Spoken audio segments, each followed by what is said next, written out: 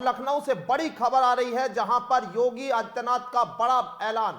भ्रष्ट अधिकारियों के परिवार को नहीं मिलेगी नौकरी। इस वक्त की बड़ी खबर आपको बता दें, यूपी में सीएम योगी आदित्यनाथ का बड़ा ऐलान सामने आया है, जहां पर सीएम योगी आदित्यनाथ ने कहा है कि भ्रष्ट अधिकारियों को नौकरी नहीं मिलेगी, उनके परिवार को नौकरी नहीं मिलेगी। ये बड़ा ऐलान यहां पर किया है। जीरो टॉलरेंस नीति की याद दिलाई है। उत्तर प्रदेश के मुख्यमंत्री योगी आदित्यनाथ ने यहां एक सरकारी कार्यक्रम के दौरान ये बड़ा बयान दिया है और करप्शन को लेकर सीएम ने जो बयान दिया वह भ्रष्ट अधिकारियों और कर्मचारियों के लिए किसी सदमे से कम साबित नहीं होगा। सुनिए बयान। उद्यमियों से कहना चाहूंगा, या ओडीओपी के अंतर्गत या विश्वकर्मा श्रम सम्मान के अंतर्गत जो युवा या जो भी उद्यमी उत्तर प्रदेश में निवेश करना चाहता है, उन सब से मैं कहना चाहूंगा वे धैर्य के साथ अपने निवेश को आगे बढ़ाएं। सरकार का सिंगल विंडो सिस्टम उनकी मदद करेगा, निवेश सारथी उनकी मदद करेगा। अगर कहीं पर कोई बेईमानी करता है, आप उसकी एक कंप्लेंट केवल मुझे कर दीजिए। भ्रष्टाचार जो घुन की तरह व्यवस्था को खोखला कर रहा है, इस पर बड़े प्रहार की तैयारी के साथ सरकार कार्य करने जा रही है।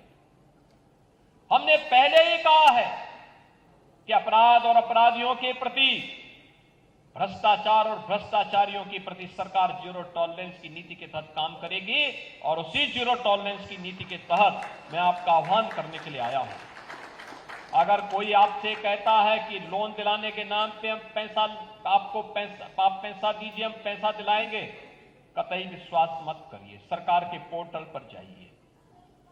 अगर कोई आपसे अनावश्यक रूप से धनराशि की मांग करता है, आप उसकी शिकायत करिए।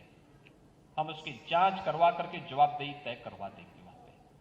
और याद रखना, जो गलत तरीके से आपसे पैसे की डिमांड करेगा, याद रखना, मुझे लगता है कि वह व्यक्ति अंतिम उस परिवार की सर्विस होगी, उसके बाद फिर कभी कोई सरकारी सेवा में आने वाला नहीं है। फिर उसके बाद कभी उसको अवसर नहीं मिलने वाला है।